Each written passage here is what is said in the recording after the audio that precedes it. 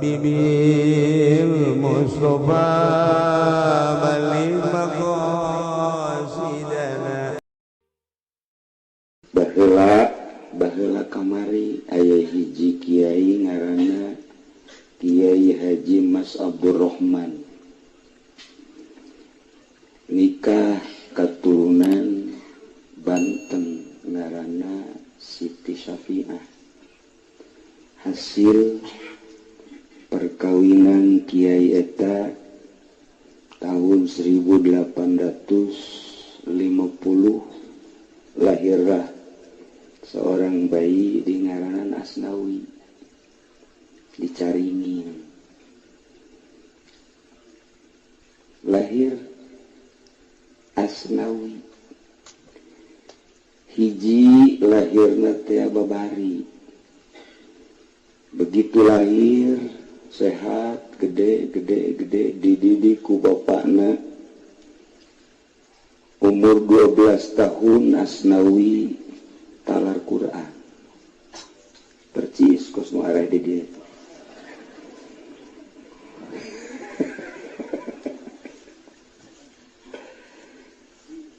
Begitu erek dididik takhasus dina Al-Qur'ana kersaning Gusti ramana dipundhut ku Gusti. Teu aya nu kaget sadayana ge lantaran Asnawi cerdasna luar biasa. Tapi ramah ti leuletik. Kos disapik we gitu tadi. Ramah nakadele pan kurang jojotos. Kalau masalah jadi standingnya. Tah digikeun ka umur 17 tahun rencana bapana rek dipasantrenkeun ka Mekah dilaksanakeun. Pasantrenlah ka Mekah umur 17 tahun. Lamun masantren ka dieu ti Lampung geus asa jauh dibandingkeun jeung Asnawi Caringin nanaon. Lamun ti Garut ka dieu geus asa jauh bandingkeun jeung Syekh Nawawi jeung Syekh Asnawi ka Mekah umur 17 tahun. Namun di Jawa Timur masantren ka dieu lah can sakumaha tamat. Tah, Syekh Asnawi mah masantren umur 17 tahun ka Mekah. Boga guru 3.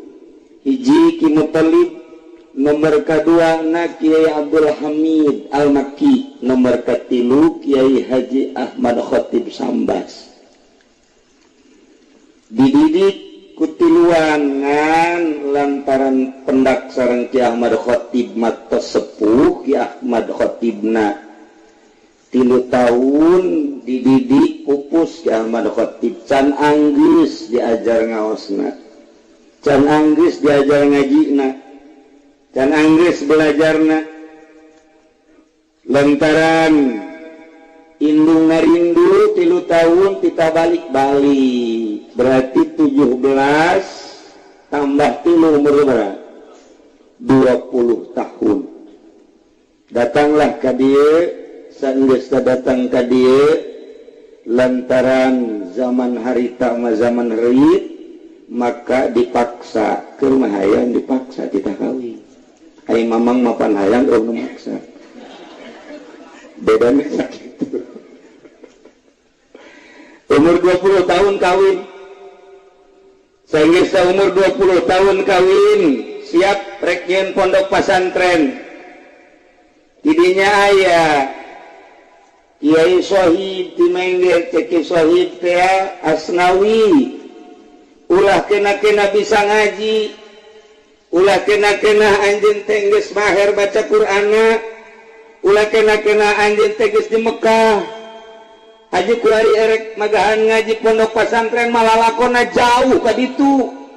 Lain sakadar ngaji amil jurumiyah lantaran pondok pasantren maka ditu na teh kudu siap perang. Ulah makanya pondok terjadi dekian pondok padahal keistimewaan ilmu geus terkenal di Mekah ge. Komo diurang mah lantaran diulah ku Kiai Sohib maka anjeunna nurut. Akhirna anjeunna datang ke kiai. Saenggeusna datang abdi bade dikumahakeun atuh. Ari encan tapak maulah wani jadi kiai, engkena sok kagoda ku pilkada. Eta kos kitu si Maseri bomong nyaho. Kisapik si asup ke pilkada teh. Awas ya geusan jadi besana.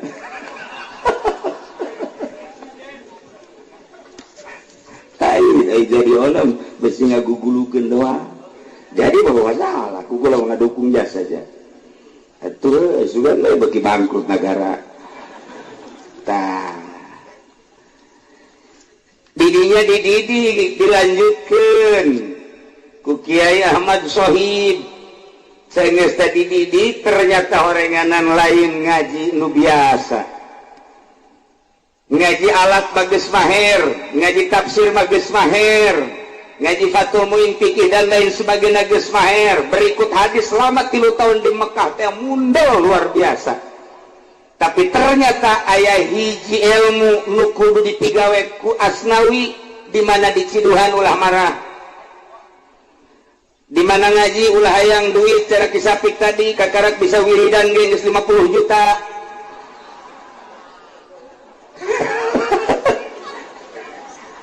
Santri atah tawa kos kitu matuh. Nonjol-nonjol ke wiridan awas ti dituna santri mah zuhud.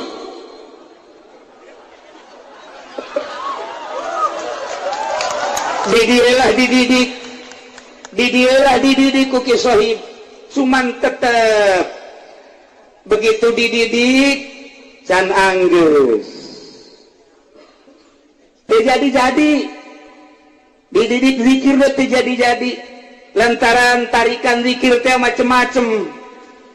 Geus kanyahoan ku ahli zikirna ieu salah zikir teh nu kos ieu teh.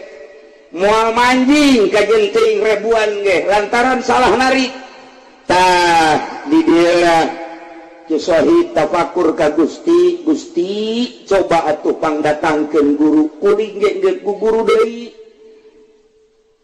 Jauh batu pukul di mana-mana na aya jelema pendek. Mana di dieu pendek?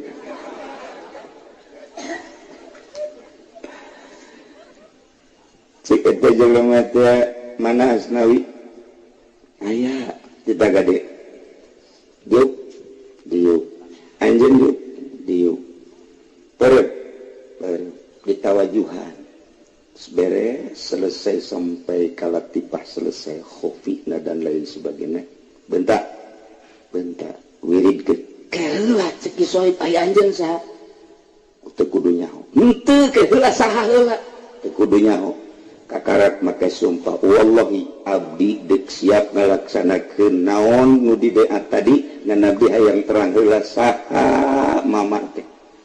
Abdi murid Ki Ahmad Khotib ngaranna Abdul Karim. Des, berangkat teh hibar ka Mekah. Teh dibere duitnya nama. Embungeun.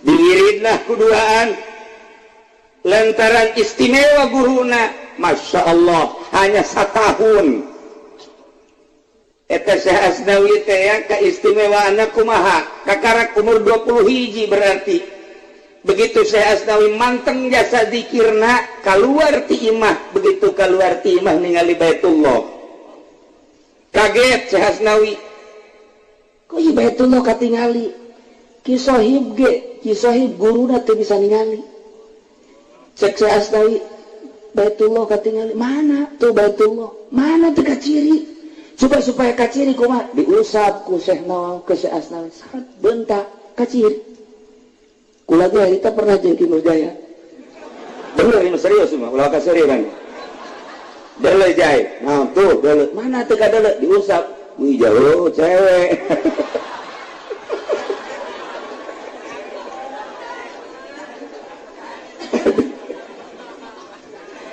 gitulah Asnawi umur 20 hiji tahun lantaran geus dididik sakitu istimewana balik ka imah boga pamajikan idinya bebeja ka pamajikan neng hampura kunaon ieu moal waka bisa ngaladenan heula karneng ai kitu lantaran ieu kakak boga pagawean 3 tahun deui kudu cicing di leuweung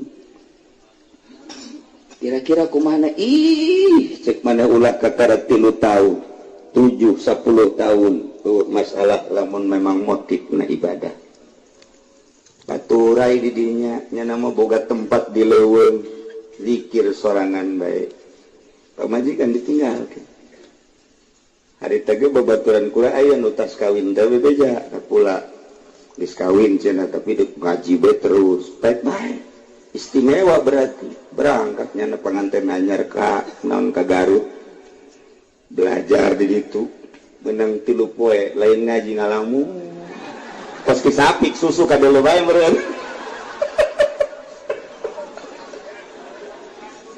teu kuat kunaon eta eueuh nu ngadidik jalan mohokeunana can nyaho lantaran can dijadikeun pilihan Allah hese atuh kajian kumaha ge lantaran urang titah ninggalkeun dunia sabenerna mah ulah resep ka dunia tapi can aya nu ngadidik cara ninggalkeun kumaha endahan meuli portuner Haji Jaya mah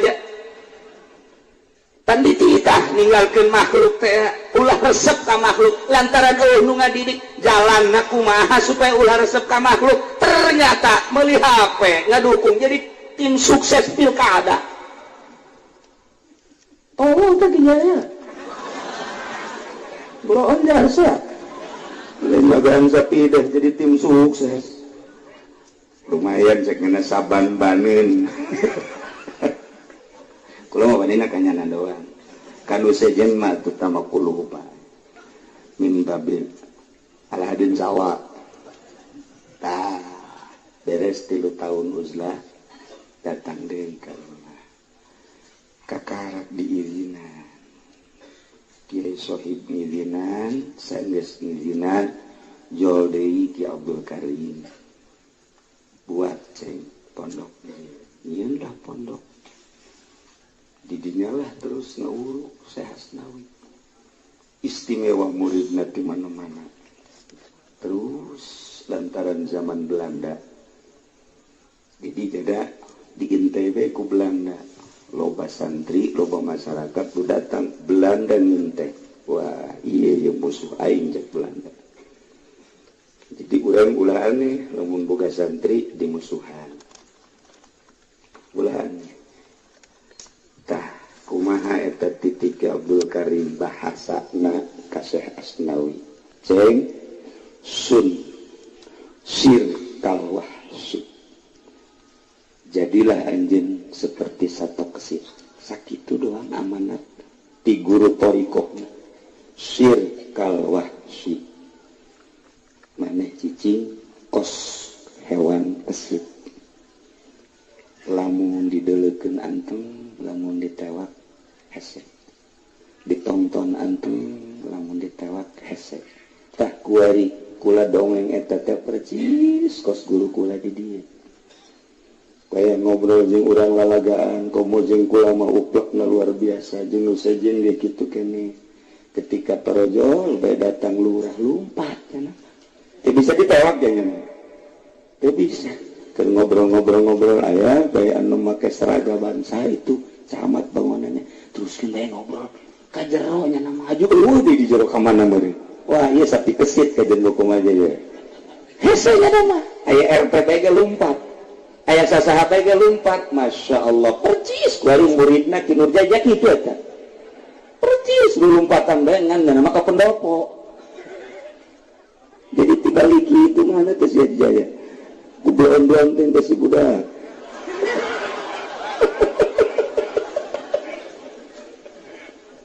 Iyalah. Kalau mah tadi ceritakeun keistimewaan wasiat guru ka murid sirkal wahsi eta bae hiji dilaksanakeun ku Syekh Asnawi pohara luar biasa. Nah, di antara keistimewaan Syekh Asnawi diberi gelar Syekh ku guruna. Tadi nama Asnawi bae diberi gelar Syekh berarti tanda nyana teh geus siap jadi khalifah. ditambahan deui Syekh Agung eta teh penambahan guru. Nah tahun 1883 ieu oyag-oyagan Merapi. Nah didinya lah Syekh Asnawi ningali ke arah Gunung Merapi. Sanggeusna ningali manehna ngumpulkeun masyarakat. Sadaya masyarakat wayahna coba ieu menyilip kabeh. Ulah aya di dieu. Lamun percaya ka kula mangga, lamun teu percaya mangga. Nu jelas ulama da nyilip. Ka kaula jeung pamajikan keluarga jeung santri nyilip, maka nyiliplah Syekh Asnawi ka Kampung Muruy, aya Kampung Muruy. Tanyakeun ka Ki Jamal, kula ge teu tinggal di mana Muruy eta.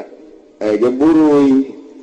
Ima Kampung Muruy di dinya nya nyilip beserta keluarga jeung masyarakat berikut santri. Nah, andalangnya, masya Allah, didinya tanya, anu terpercaya malah si Asnawi kekara kuda kamari dipercaya, tekebal tsunami modar.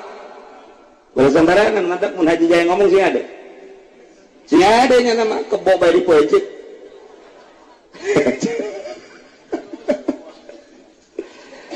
Beres Sudami turun deui kehendak dibangun deui pondok pesantren tadinya lah tahun 1893 berarti 10 tahun kemudian anjeunna rencana ngabangun masjid didukung ke seluruh masyarakat nyeun lah masjid nu kuari nu urang sok singgah teh dibangun tahun 1893 ngan beres pondasi kayu-kayuna teu layak dipake cek sarasa urang di Lampung aya kayu gede jasa ngan hesen warna coba bebeja ke Asnawi bejakeun kitu ngobrol lah jeung si Asnawi cek si Asnawi Lampungna Lampung mana Lampung Selatan yuk urang ka ditu ayo diantarlah ku tokoh masyarakat bener eta tangkal kayu ku 10-an teka tangkal ku gede-gede na tangkal kayu Cece Asnawi wahai kayu anjeun teh geus diragaji geus dikempakan tetep hese-hese leh batur ieu masa kieu bae anjeun deuk dituar teh dikampak diragaji ieu mah lain jang naon jang masjid Caringin sakitu bae eta mah nyangakeun sadaya-daya ka Gusti Allah yuk urang balik kabeh kunaon atuh begitu balik tangkal kayu geus aya di basisir tah kos kitu teh Asnawi teh nu mantep urang di zarahan teh lain lalawara saha nu mawa eta tangkal kayu sakitu gedena geus di basisir ditonton ku kabehan sanggeus ditonton cek si Asnawi teh kudu ditonton engke ge leumpang sorangan ka Caringin atuh barali kabeh manusia kabeh masyarakat balik tangkal kayu geus aya dicari. Masya Allah paingan ulah samarangan orang jadi kiai tah kudu kos kisapi jangan resep ya kos kitu jadi kiai asana bangun dek menang bae teh kitu urang gelut atuh nyaho nya lagi lamun gelut mah ya cek cenah ge ngomong di urame ieu dinusupi mambung geus eleh ngan diris teh teger kadengena. Masya Allah kaserta aja mata ilah Syekh Asnawi atuh diragajian jadilah tabalok-balok natel menang ti Lampung Selatan leumpang sorangan nementak sing ade eta masjid eta dibere ilham ku Gusti Allah seperti eta bentukna ternyata horeng di luhur paranti musyawarah baik musyawarah jeung ulama nu hirup oge musyawarah jeung para ulama nu geus marawat. Jadi bisa musyawarah teh jeung ulama nu hirup oge jeung nu maot. Haji Nur Jaya ge percis kos kisapik tadi musyawarah teh jeung kuntilanak jeung jumlah nu maot teh geus sarua. Eta istimewa. Masya Allah karim luar biasa. Itulah Syekh Asnawi keistimewaanana. Di antara keistimewaanana deui begitu Masjid Banten dibangun dimusyawarahkeun salah satu panitiana kudu Syekh Asnawi lantaran nyana pamajikanana jeung mitohana masih keneh keturunan ti Banten siap Syekh Asnawi jadi panitia ngarehab Masjid Kesultanan Banten begitu siap nyana datang nekat ulama mun masjid ieu can jadi moal balik ka Caringin. Dibentuklah panitia geus dibentuk terus mulai ngabangun masjid Caringin, eueuh duit, eueuh kayu, hese nyana lalampahan deui ka Lampung. Ditanya, Kiai neangan duit batu ka Lampung mah moal manggih kudu ka Jakarta, neangan duit mah di Lampung mah mana aya duit. Ieu mah urang mah ngabutuhkeun dana, berarti kudu ka Jakarta. Besi mama boga channel, besi mama boga kawau di Jakarta, maning ka Jakarta. Cek saya Asnawi cadu masjid kudu nyokot duit dibiayaan di Jakarta, duit haram. Maning ka Lampung ceknya saya aya. Dipercayain kabehan masyarakat, tapi nya nama indit ka Lampung. Ngaji di Lampung, sanggeus ngaji ngabejakeun bahwa di Banten ngabangun masjid, kekurangan dana, kekurangan kayu, nah ieu mah besi dek nilu mangga, besi henteu ge doana bae. Ti harita langsung udunan eta teh di Lampung Selatan, udunan cukup sakali bae cek saya Asnawi. Geus teu kudu 2 kali 3 kali geus hasil ieu duit. Kukula dek dibawa teh dihitung deui tama duit sapira duit Lampung balik ke Banten begitu dibuka godag teu mahi. Tah cek sapik tuh ka duit dewe kan. Tapi lain wirid teh mah pik. Kalau mah teh masyaallah luar biasa jadilah masjid tah eta. Ulama asok ngamati dina manqobah dina naon kitu manakibna istimewa amat embung nyokot duit di Jakarta, padahal mun manehanana lalampahan ka Jakarta saucap nyata ngan nyana ngomong kos kitu cadu masjid wali masjid Banten kudu dibangun ku duit di Jakarta haram sama duitna maning di Lampung.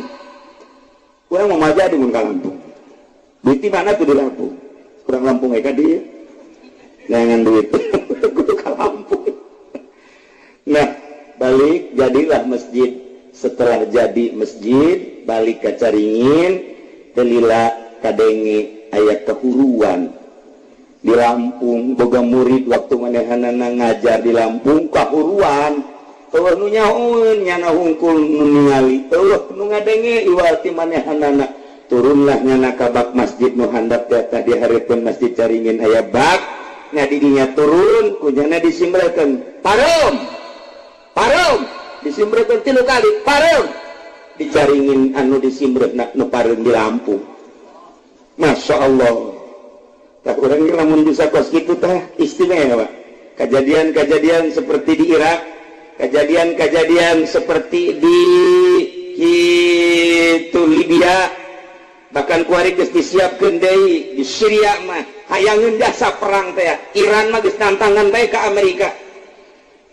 Lantaran terhina rarasaan diri na masing-masing ku ayana Amerika, Prancis, Inggris geus kahina terhadap junjungan alam Kanjeng Nabi urang Kanjeng Nabi Muhammad sallallahu alaihi wasallam acak-acakan sampai saat ieu geus ratusan orang Amerika nu pae moal wakat eureun cek Amerika satungtung can kapanggih sutradara jeung bintang film peran utamana gantung tama datang ka kuari maka di embargo deui kuari Iran ku Amerika seserian Iran di embargo deui kuari kamari geus puluhan tahun di embargo masalah kuari di embargo naon deui bae artina embargo nu kuari waktu meunang aya nu meuli minyak ka Iran ternyata RRC ngabutuhkeun minyak mun hayang nyaho Gus Dur geus siap harita endek nyimpen minyak di Merauke lain meuli simpenan kemudian silahkan jual ngan Allah belum menghendaki kaburu pupus Gus Dur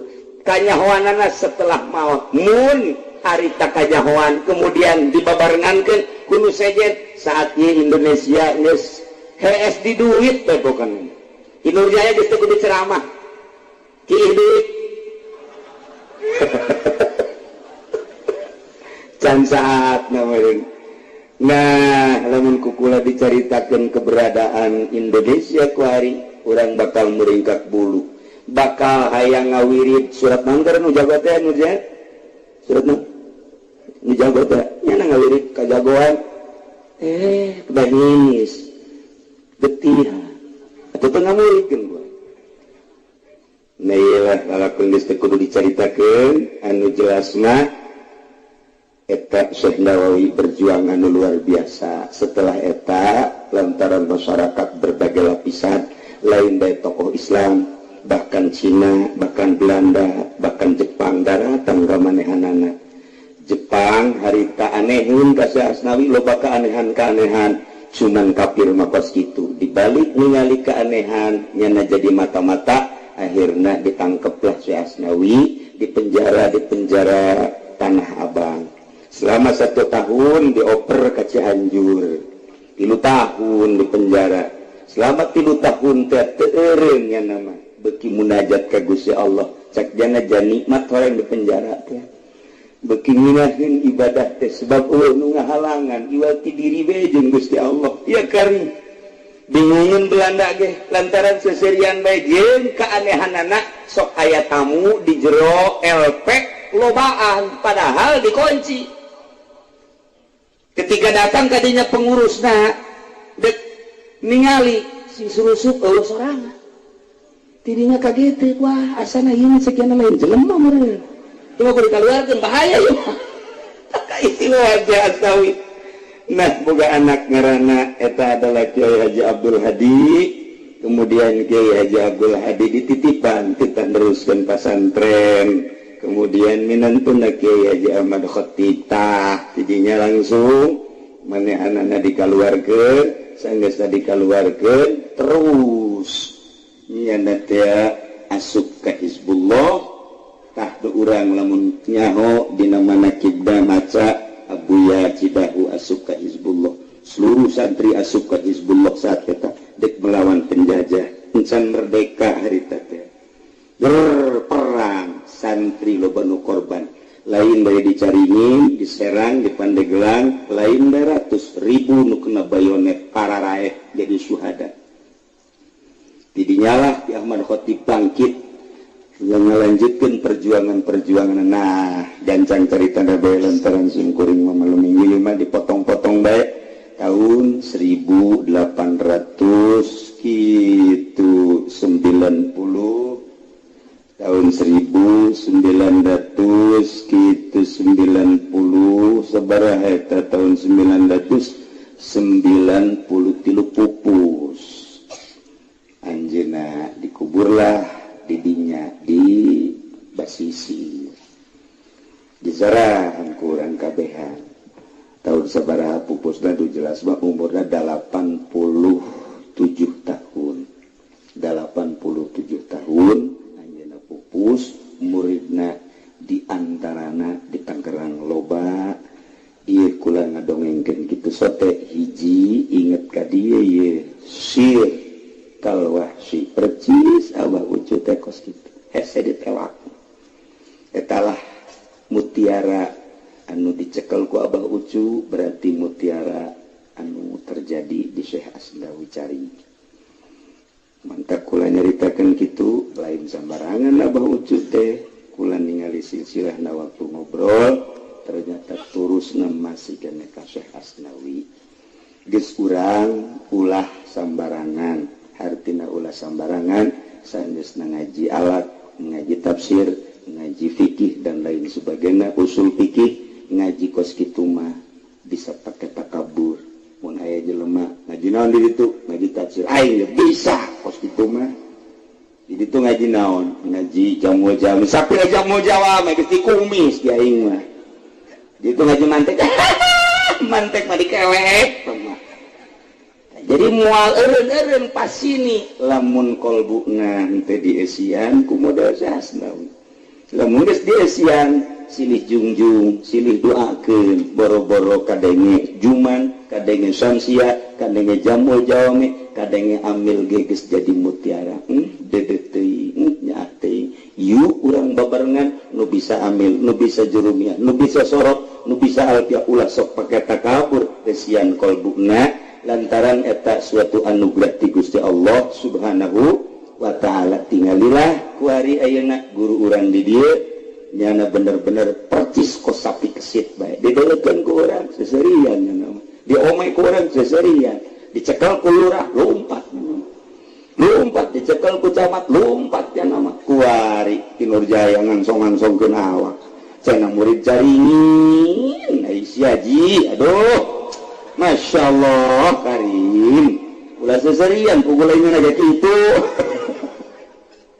sakit tuh diatur di simkuring ya bari jeung potong-potong padahal mah di Syekh Nawawi teh Syekh Asnawi mun kukula dicaritakeun nyambung ka dieu insyaallah iraha waktu bakal apal guruna tet bakal muringkak bulu yang kulantaran besi muringkak bulu mal dicaritakeun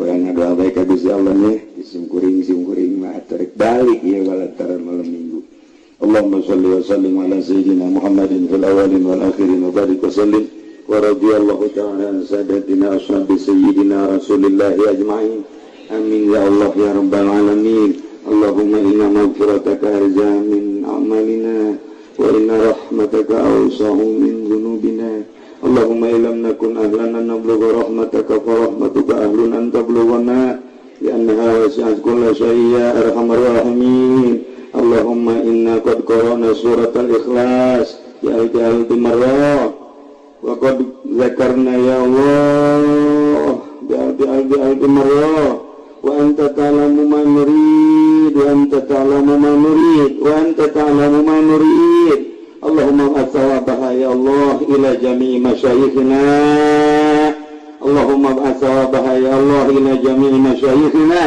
Allahumma ba'athawabaha ila jami'i masyayikhina khususan ila ruhi al-mukarram al-mujiz Muhammad Kiai Haji Yusufi ij'alha ya Allah ataqatan minan nar ij'alha ya Allah ataqatan lahu minan nar ij'alha ya Allah ataqatan lahu minan nar Rabbana taqabbal minna innaka antas sami'ul alim wa tub 'alaina innaka antat tawwabur rahim wa shalli wa sallim ala jami'il anbiya'i wal mursalin walhamdulillahi rabbil alamin hapunten tina samudaya kalepatan sareng kakiranganna terutama ka para kiai ka asa-asa simkuring kaki sapik ge untuk mempererat hubunganna jeung kiai-kiai nu sanes kurang ulah silih curiga jeung suudzon silih doakeun jeung silih junjungan sakitu bae wallahul muwaffiq ila aqwamit thoriq wassalamu alaikum warahmatullahi